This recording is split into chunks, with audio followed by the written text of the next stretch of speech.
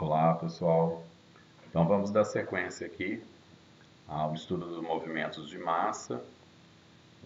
Nós começamos a falar de deslizamento, né, e escorregamentos.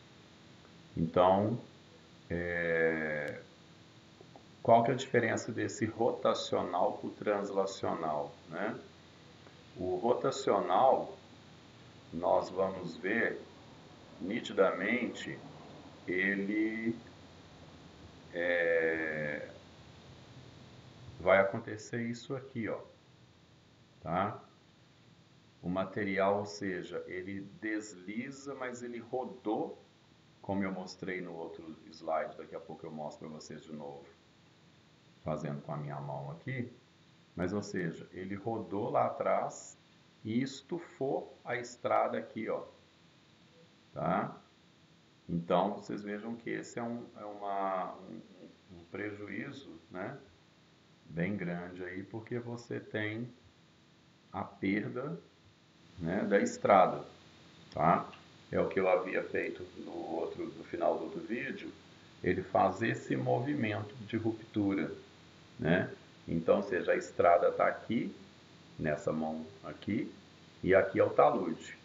Então, ele ao romper, ele faz isso. Então, ou seja, foi onde ele estufou, né, um acostamento e uma pista toda, né? Vocês viram que a outra pista ficou intacta, né? Então, ou seja, você tem uma situação pior do que no caso do translacional, né? Que é aquele caso que o material apenas, a estrada está aqui, ó, ele desliza sobre a estrada, né? Então você vem e retira esse material, a estrada, na maioria das vezes, continua intacta, tá ok? Então, são esses dois tipos aqui, né? Para que vocês saibam a diferença aí básica entre eles, tá? Bom, aí depois o texto está bem claro, vocês vão dar uma lidinha aí. Se tiver dúvidas, entrem em contato, tá?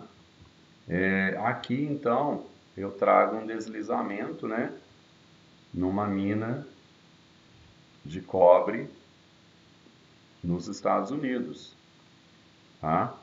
Então veja o seguinte, olha como que estava, né? Toda a bancada, as vias de acesso, tudo feito, tudo certinho, e esse material desce. Então, ou seja, isso não interessa, né? Ah, foi bom que a natureza já desmontou para a gente. Não, isso aqui, né? Fora equipamentos soterrados aqui de baixo, eu não sei se no caso dessa mina houve mortes, tá? Eu creio que não, que parece que foi um deslizamento noturno, então não tinha ninguém trabalhando. Vejam inclusive a proximidade com aquilo que a gente chama de servidões da mina, né? Ou seja, né, escritório, enfim, né, as áreas de suporte da mina. Então, isso não é desejável, né? Então, aqui o vermelhinho eu marquei, né, a proximidade com as servidões, o que aconteceu lá na Vale, né, que no caso soterrou aqui e matou pessoas. E aqui vejam que foi o deslocamento, né, translacional, tá? Levou e sempre faz esse buraco aqui que também nós vamos estudar depois para fazer o cálculo das estabilidades. Aqui só a foto mais ampliada para poder olhar melhor. Os escorregamentos, né, procedem da separação de uma cunha de solo. Então vocês vão perceber que há uma regularidade na natureza, né? os escorregamentos, os deslizamentos, sempre depois vão gerar no final essa geometria final aqui depois que o material desliza em forma de uma cunha, tá ok? Então isso é típico e inclusive estuda-se por que isso, tá? Bom, e aí nós já entramos no rastejo, né? Movimentos bastante lentos, ok? E ocorre nas camadas superiores do maciço, difere dos escorregamentos, pois neles não existe uma linha que separa de forma nítida a porção que se desloca e a parte remanescente estável do maciço. Então o rastejo é algo mais discreto, tá? Essa imagem aí é uma imagem típica de rastejo, que vocês podem ver. E um rastejo bem lento, porque veja, deu tempo, né? Creio que todos vocês sabem que as árvores, as plantas, né? Elas sempre vão no menor caminho que as leva para a luz, para a claridade, né? Então, o seguinte, por exemplo, se você colocar numa caixa escura, tiver uma plantinha lá dentro, aí você puser a luz para cá, lateral, ela vai crescer, desenvolver para ali. Se você tampa depois, põe a luz para cima de novo, ela vira, ela vai fazendo, o caule dela vai ficando cheio de curvas. É o que nós estamos vendo nessa imagem aqui, tá? O rastejo, né, propiciou a planta, né,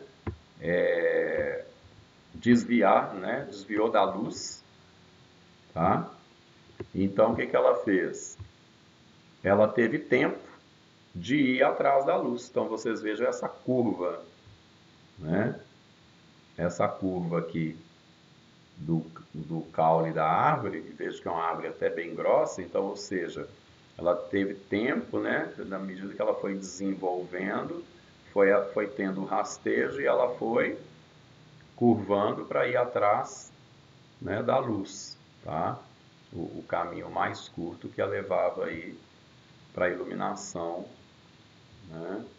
Já esse aqui, olha, nos permite analisar que esse rastejo já foi um rastejo mais rápido, mas veja bem, ainda assim não chega a ser um escorregamento, tá?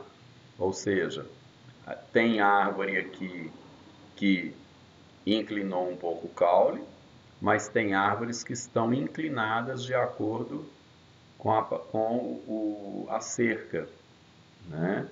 Então mostra que em alguns lugares o rastejo, mesmo nesse terreno aqui, foi um pouco mais lento, em outros ele foi um pouquinho mais rápido, né? Até que a cerca foi tombando, mas, ou seja, a cerca se acomodou, ela não caiu, né?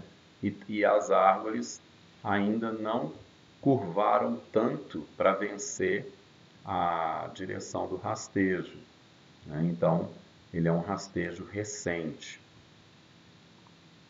tá? Então, depois é exatamente o que está dito nesse próximo slide aqui, tá ok? Do rastejo sazonal, né? Ou contínuos, ok? Então, só depois, né? Os contínuos atingem profundidades maiores e diferem dos escorregamentos pela baixa velocidade de deslocamento e por não apresentar uma superfície de deslizamento claramente definida. O comportamento do solo no rastejo contínuo pode ser comparado só de um corpo viscoso, o escorregamento ao de um corpo plástico, né? Então, ou seja, o contínuo ele vai indo aos pouquinhos, é aquele que possibilita, inclusive, que as árvores, né, se desenvolvam com troncos grossos, ou seja, ao longo de muitos anos, e façam aquela curva, né, apresentem aquela curva em troncos de boa espessura, né? Corridas de lama, essas são perigosíssimas, tá ok? Essas são as que são catastróficas aí, né? No meio urbano pelas vidas e na mineração também pelas vidas, né? Então, o que que acontece? Os detritos, a argila, né? Aquele solo bem fino, bem argiloso ali, na presença de água, vira um verdadeiro fluido, né? De água e partículas sólidas, ou seja, que é uma lama, e essa lama flui fácil, né? Você está num talude ou numa encosta, com uma declividade relativamente, né, considerável, principalmente dependendo da altura. Então, ou seja, isso se torna fluido, ele vai escorrer, né, com uma velocidade, com uma capacidade destrutiva enorme. Então, nós temos aqui, por exemplo, né, essa imagem aí de 2013, de Nova Friburgo. E se vocês olharem em 2013, choveu muito no Brasil, choveu muito na América. Então, nós tivemos várias situações de deslizamento, tanto no meio urbano como em mineradoras, tá? Inclusive, né, quem se lembra, 2013, nós tivemos aqui em Nova Venécia, né, aquelas enchentes, inclusive perdas de muitas vidas, rompimento de barragens de agricultores, inclusive a passarela, né, que foi destruída em 2013. Então vejam que não é à toa, né, os fenômenos, né, como eu falei, essa questão do fenômeno de escorregamento, deslizamento dos solos, né, eles são muito propensos a questões climáticas e à ação antrópica, né? Então, não por acaso, como em 2013 se verificou um volume muito grande, né? Foi um fenômeno da natureza, inclusive um desequilíbrio na natureza, que choveu muito no Brasil inteiro e em várias outras partes da América do Sul e também da América do Norte. Então, nós tivemos o registro de várias catástrofes no meio urbano e também dentro de empresas nesse período. No próximo vídeo, então, nós vamos falar de liquefação.